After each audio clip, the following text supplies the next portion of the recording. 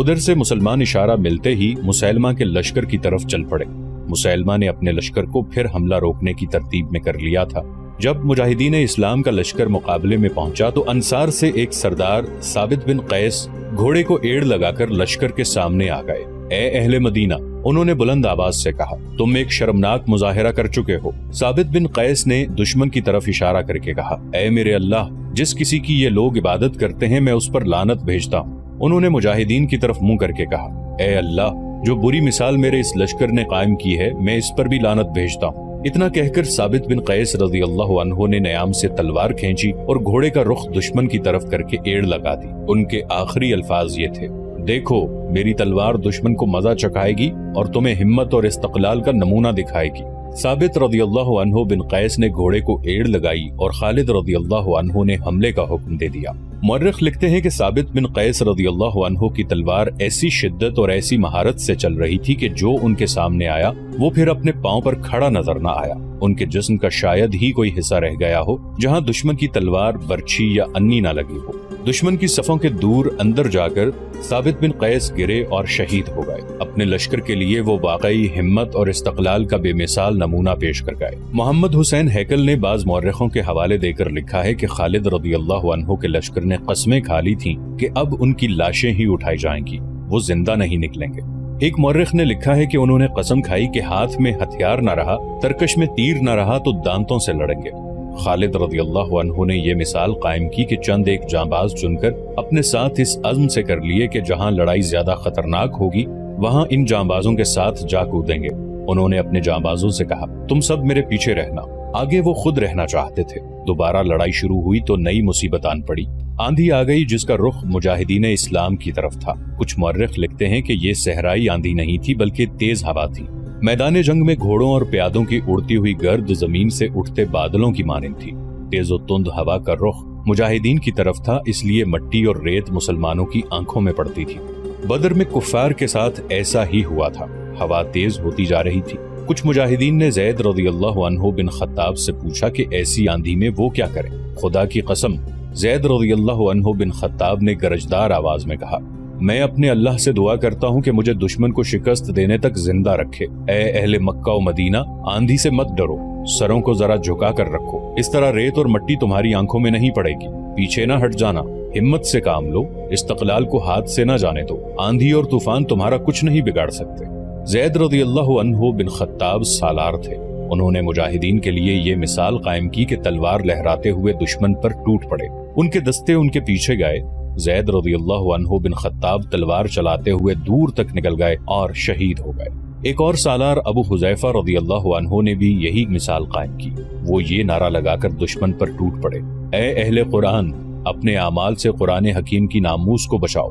وہ بھی مقابلے میں آنے والے ہر مرتد کو کاٹتے گئے، زخم کھاتے گئے اور شہید ہو گئے۔ ان سالاروں نے جانیں دے کر مجاہدین کے عزم میں جان ڈال دی اور وہ آسمانی بجلیوں کی طرح دشمن پر ٹوٹ پڑنے لگے۔ اس کے باوجود مسیلمہ کا لشکر قائم و دائم تھا۔ خالد رضی اللہ عنہ نے میدان جنگ کا جائزہ لیا۔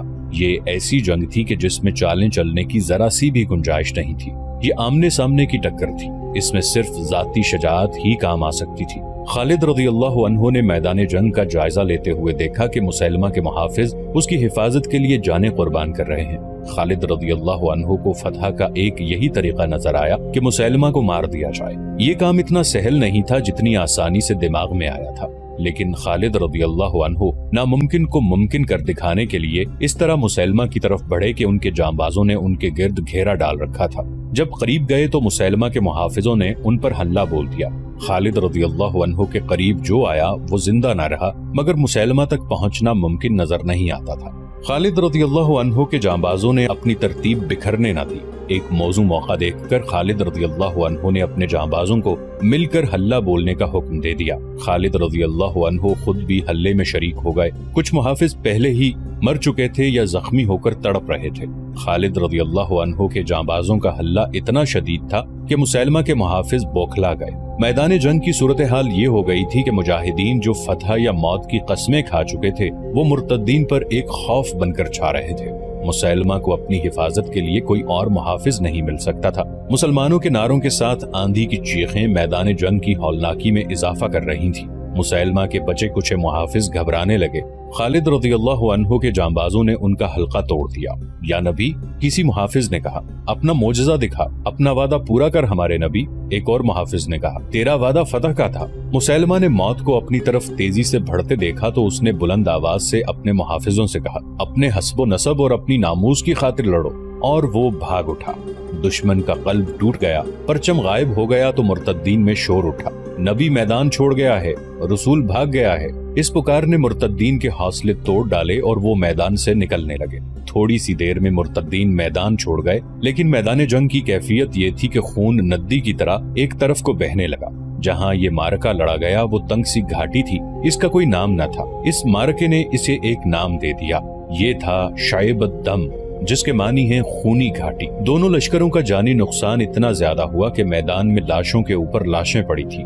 जख्मी तो हजारों की तादाद में थे। मुसैलमा के लश्कर का जानी नुकसान उसकी तादाद की ज्यादती की वजह से था। मुसलमानों का जानी नुकसान भी कुछ कम न था। कई जख्मी घोड़े बेलगाम होकर लाशों और जख्मियों को रौंद रहे थे। उन्होंने कई अच्छे भले आदमियों को कुचल डाला। मुसैलमा का लश्कर जब बददिल होकर भागा तो मुजाहिदीन उनके ताक़ुब में गए। मुसैलमा का एक सालार मोहकम बिन तुफैल अपने लश्कर को पुकार रहा था, बनु हनीफा, बाग के अंदर चले जाओ। उन्हें अब बाग में ही पनाह मिल सकती थी।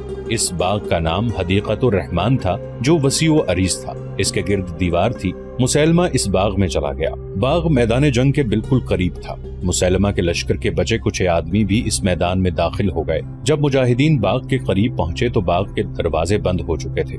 मुअर्रिखीन के मुताबिक बाग में पनाह लेने वाले मुर्तद्दीन की तादाद 7000 थी। खालिद रज़ियल्लाहु अन्हु घोड़ा दौड़ाते बाग के इर्द गिर्द घूम गए। उन्हें अंदर जाने का कोई रास्ता नजर न आया। अंदर जाना जरूरी था। मुसैलमा को कत्ल करना था कि ये फितना हमेशा के लिए खत्म हो जाए। अल्लाह के एक मुजाहिद बरा रज़ियल्लाहु अन्हु बिन मालिक आगे बढ़े और बोले, मुझे उठा के दीवार के अंदर फेंक दो, खुदा की कसम दरवाजा खोल दूंगा। बरा रज़ियल्लाहु अन्हु बिन मालिक साहबा इकराम रज़ियल्लाहु अन्हुम में खुसूसी दर्जा रखते थे। किसी ने भी ये गवारा न किया कि उन्हें बाग के अंदर फेंक दिया जाए, लेकिन उन्होंने इतना ज्यादा इसरार किया कि 2-3 मुजाहिदीन ने उन्हें अपने कंधों पर खड़ा कर दिया और वो दीवार पर जाकर बाग में कूद गए। बाग में दुश्मन के 7000 आदमी थे और बरा रज़ियल्लाहु अन्हु अकेले। 7000 कुफ्फार में एक मुसलमान का कूद जाना ऐसे ही था जैसे कोई आतिशफशा पहाड़ के दहाने के अंदर कूद गया हो।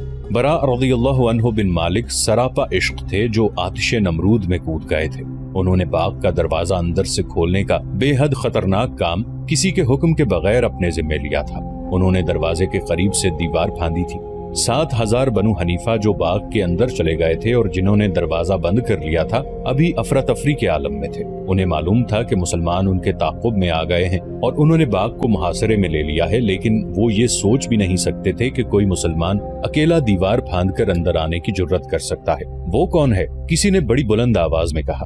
वो दरवाजा खोल रहा है, काट दो इसे। कोई मुर्तद ललकारा।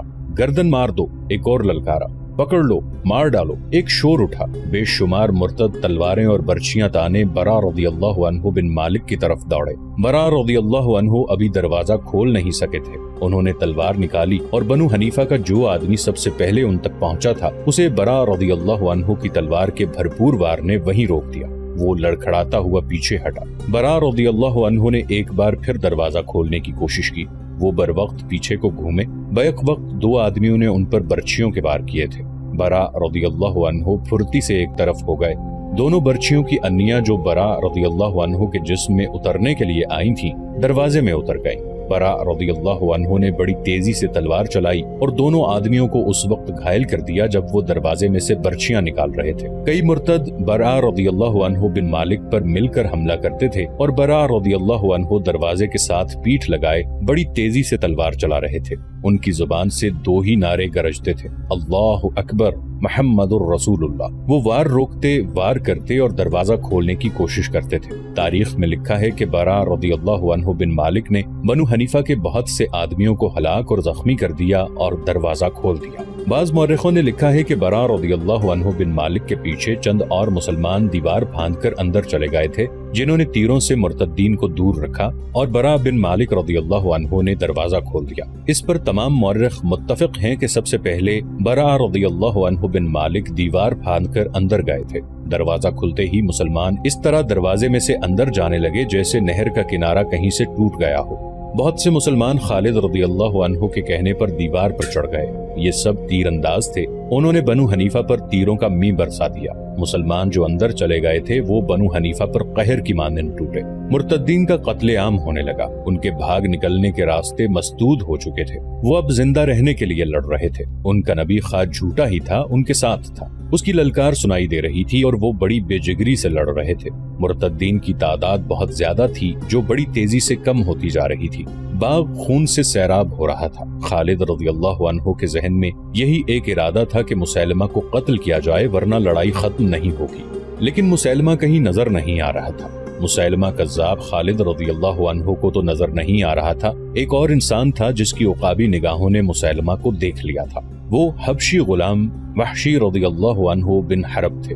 برچھی نشانے پر پھینکنے میں وحشی کا مقابلہ کرنے والا کوئی نہ تھا۔ انہوں نے ایک بار اپنی برچھی کا کمال سب کو دکھایا تھا۔ ایک رقاصہ کے سر پر ایک کڑا جو کانچ کے اوسط سائز کا تھا، اس کے بالوں کے ساتھ اس طرح باندھ دیا گیا تھا کہ کڑا اس کے سر پر کھڑا تھا۔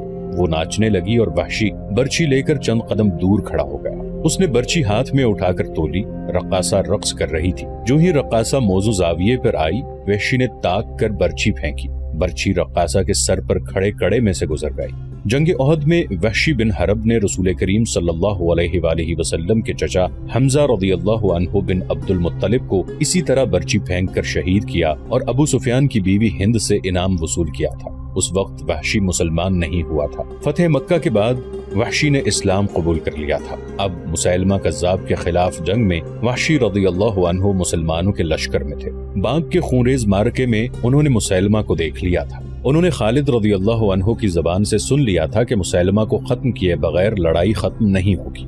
وحشی رضی اللہ عنہ مسیلمہ کی تلاش میں دشمن کی تلواروں اور برچھیوں اور اپنے ساتھیوں کے تیروں سے بچتے، لاشوں اور تڑپتے ہوئے زخمیوں سے ٹھوکریں کھاتے سارے باغ میں گھوم گئے اور انہیں مسیلمہ نظر آ گیا۔ مسیلمہ اپنے محافظوں کے نرغے میں تھا جو اس قدر جانبازی کا مظاہرہ کر رہے تھے کہ کسی مسلمان کو قریب نہیں آنے دیتے تھے۔ وحشی کو قریب جانے کی ضرورت نہیں تھی۔ مسلمان مسیلمہ کے محافظوں کے ساتھ لڑ رہے تھے اور ان کے ارد گرد وحشی رضی اللہ عنہ گھوم رہے تھے کہ مسیلمہ پر برچھی پھینکنے کا موزوں موقع اور صحیح زاویہ مل جائے۔ انہیں ایک موقع مل گیا، لیکن ان کے راستے میں ایک خاتون ام عمارہ رضی اللہ عنہا آ گئیں۔ وہ بھی مسیلمہ تک پہنچنے کی سعی کر رہی تھیں۔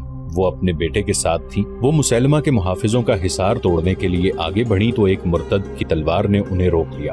ام عمارہ رضی اللہ عنہا نے اپنی تلوار سے اسے گرانے کی بہت کوشش کی، لیکن مرتد کے ایک وار نے ام عمارہ رضی اللہ عنہا کا ایک ہاتھ صاف کاٹ دیا۔ ان کے بیٹے نے تلوار کے ایک ہی وار سے اس مرتد کو مار گرایا اور یہ مجاہد اپنی ماں کو ساتھ لے گیا۔ وحشی رضی اللہ عنہ کو موقع اور زاویہ مل گیا۔ انہوں نے برچھی کو ہاتھ میں تولا اور تاک کر پوری طاقت سے برچھی مسیلمہ پر پھینکی۔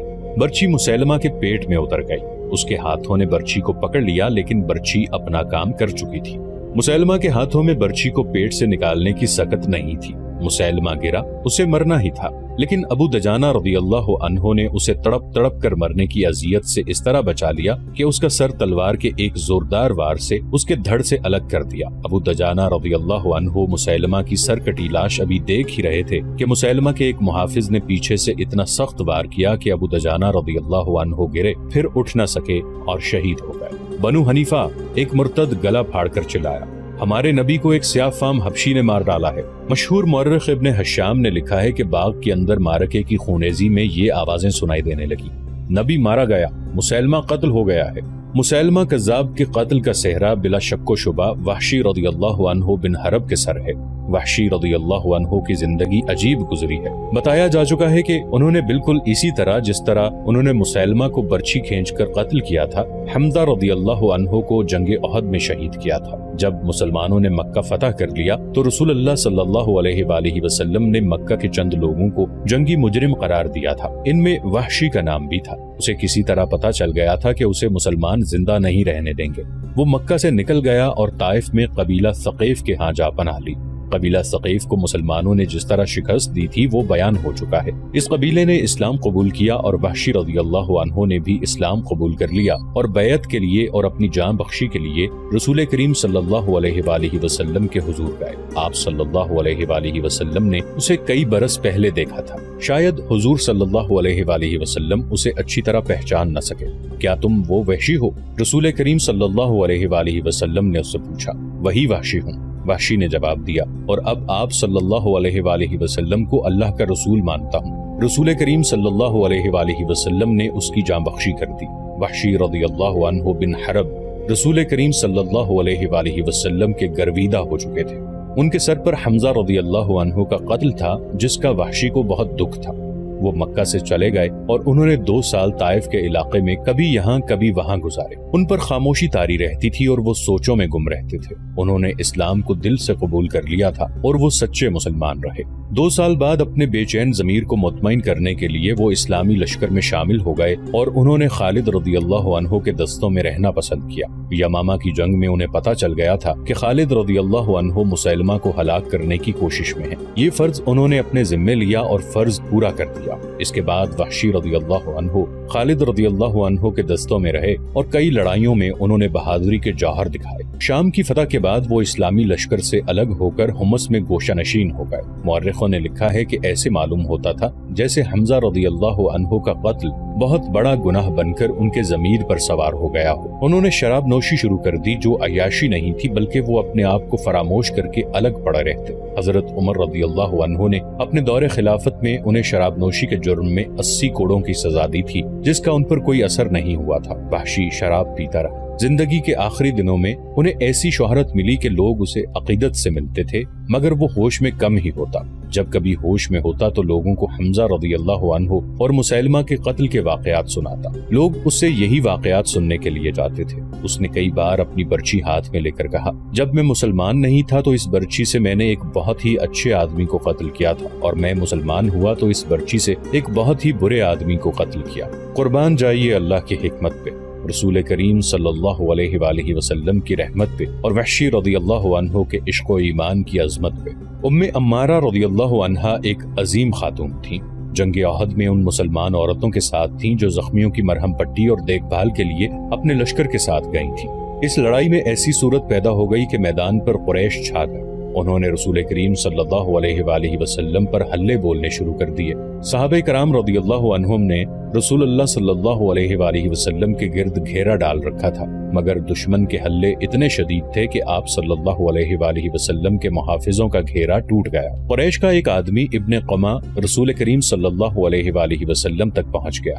رسول کریم صلی اللہ علیہ وآلہ وسلم کے دائیں مصعب رضی اللہ عنہ بن عمیر تھے، اور اس وقت عمارہ رضی اللہ عنہا بھی قریب ہی تھی۔ انہوں نے جب رسول کریم صلی اللہ علیہ وآلہ وسلم کو خطرے میں دیکھا تو زخمیوں کو پانی پلانے اور انہیں اٹھانے کا کام چھوڑ کر رسول اکرم صلی اللہ علیہ وآلہ وسلم کی طرف دوڑی۔ انہوں نے ایک لاش یا شدید زخمی کی تلوار لے لی۔ ابن قما حضور صلی اللہ علیہ وآلہ وسلم پر حملہ کرنے کی بجائے آپ صلی اللہ علیہ وآلہ وسلم کے محافظ مصعب رضی اللہ عنہ کی طرف گیا۔ مصعب رضی اللہ عنہ نے اس کے ساتھ مقابلہ کیا۔ عمارہ رضی اللہ عنہا نے ابن قما پر تلوار کا وار کیا جو اس کے کندھے پر پڑا، مگر ابن قما نے زرہ بکر پہن رکھی تھی، اس لیے تلوار اس کا کچھ بگاڑ نہ سکی۔ ابن قما نے گھوم کر عمارہ رضی اللہ عنہا پر جوابی وار کیا جو اس خاتون کے کندھے پر پڑا اور اتنا گہرا زخم آیا کہ وہ گر پڑی۔ ابن قما نے دوسرا وار نہ کیا کیونکہ وہ رسول کریم صلی اللہ علیہ وآلہ وسلم پر حملہ کرنا چاہتا تھا۔ اب جنگ یمامہ میں عمارہ رضی اللہ عنہا اپنے بیٹے کے ساتھ آئی تھیں۔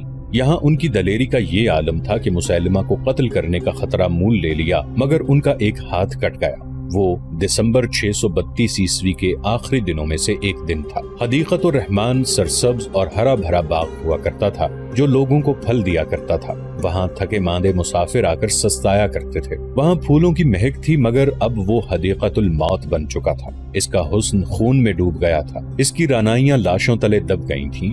جہاں پرندے چہچہاتے تھے وہاں زخمیوں کی چیخ و پکار تھی۔ زخمی گھوڑے بے لگام بھاگ دوڑ رہے تھے۔ ان کے ٹاپ یوں سنائی دے رہے تھے جیسے موت بے ہنگم قہقہے لگا رہی ہو۔ جب شور اٹھا کہ مسیلمہ مارا گیا ہے تو مرتدین نکل بھاگنے کا راستہ دیکھنے لگے۔ وہ تو پہلے ہی بھاگے ہوئے اس باغ میں آئے تھے، ان پر پہلے ہی مسلمان دہشت بن کر طاری ہو چکے تھے۔ باغ میں وہ ہزاروں کی تعداد میں مارے گئے تھے۔